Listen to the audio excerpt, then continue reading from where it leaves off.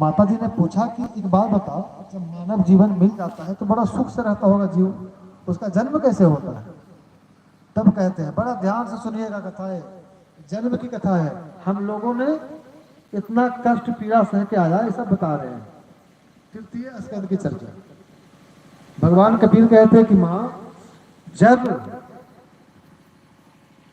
जीवात्मा अन्न में जाता है, अन्न से पिता के तन रक्त में आता है, शुक्र के माध्यम से माँ के गर्भ में जाता है, उसके बाद एक दिन का होता है तो उसका नाम होता है कलल, एक महीने का होता है तो बुदबुदा, छोटा सा बढ़ता है, सरसों के दाना से बैर के बचे, धीरे धीरे बढ़ता है वो जीवात्मा।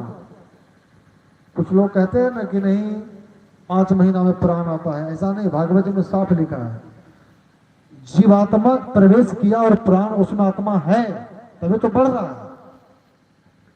3 महीना के बाद और बड़ा हुआ, चौथा महीना में सिर का निर्माण, माथा सबसे पहले सिर बनाते हैं, उसके बाद पूरा शरीर का निर्माण बाद में होता है।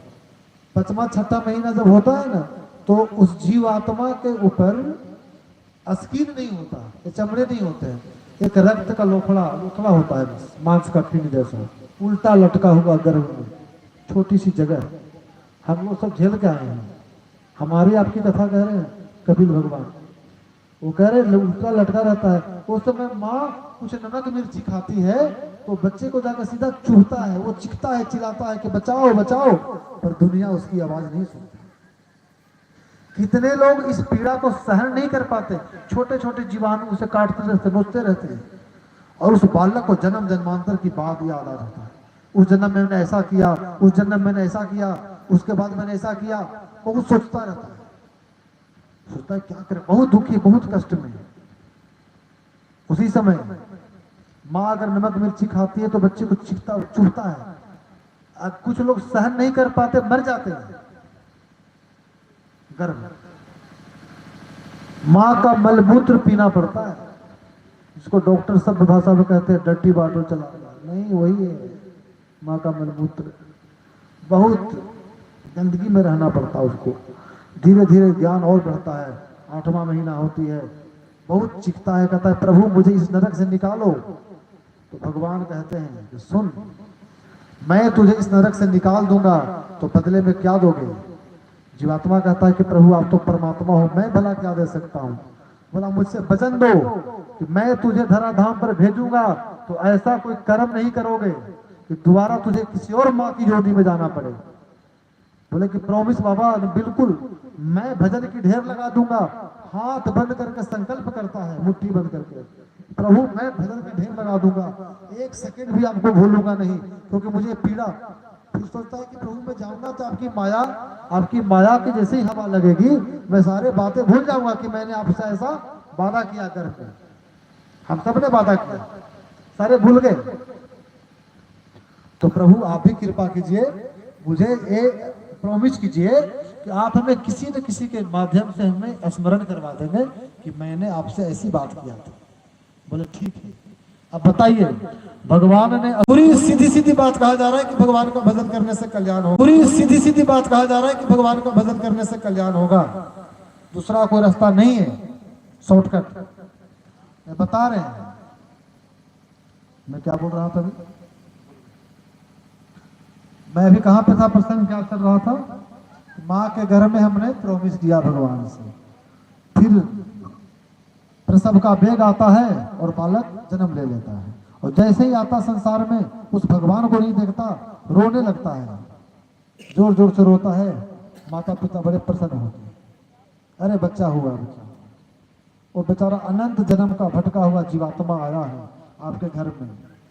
अब आजकल जानते हैं माता पिता, बच्चा हुआ कहते हैं कि वो माता पिता बैरी है, शत्रु हैं, जो अपने बच्चे को पेट भरने की विद्या सिखाते हैं। सिर्फ माता शत्रु पिता बैरी, जो सिर्फ अपने बच्चों को पेट भरने की विद्या सिखाते हैं। और जीवात्मा अनंत जन्मों से भटका हुआ आपके घर में आया है बालक के रूप में, बहुत कष्ट पाके आया है।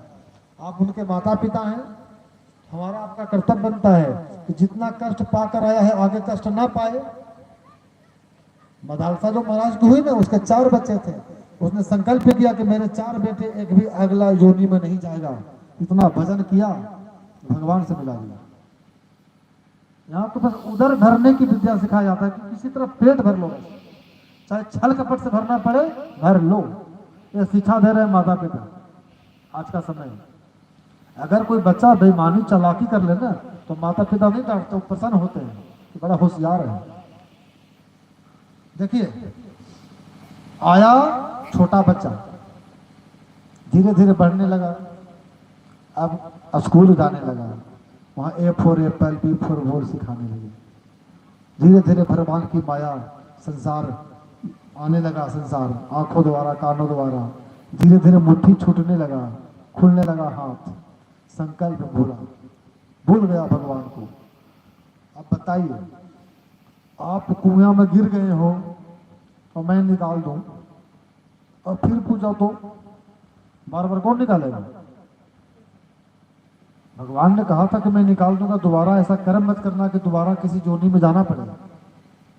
पर हम लोग तो वही कर रहे हैं जो अनंत जोनी में जाना पड़ जाएगा। भूल गए हैं। और थोड़ा बड़ा हुआ तो मन किया विवाह करने का, विवाह हो गया, फिर बच्चे हो गए और फंस गया घर गृहस्थी में। इतने के बाद बच्चे पढ़ लिख के बड़े, उनका विवाह हो गया, तो भी भजन नहीं हो रहा है। घर में पोता पोती आ गए हैं, भजन नहीं हो रहा है। पूछिए तो कहते हैं कि महाराज भजन करने का एक अवस्था। सुनिए, भगवान के भक्त तो भक्ति जवानी में होता है, बुढ़ापे में नहीं होता। बुढ़ापे में क्या भजन करेंगे? होगा ही नहीं। जो मन पूरा संसार घुस चुका है मन बुद्धि में, कैसे निकलेगा? बचपन में मन निर्मल होता है। बचपन में किया हुआ भजन अमृत के समान होता है। जवानी में किया हुआ भजन दूध घी के समान होता है, और बुढ़ापा में किया हुआ भजन पानी के समान होता है। अब देखिए क्या भजन करना चाहिए। एक भजन गा लेते हैं, भजन की बात हो रहा था कि भजन गा ही लेते हैं।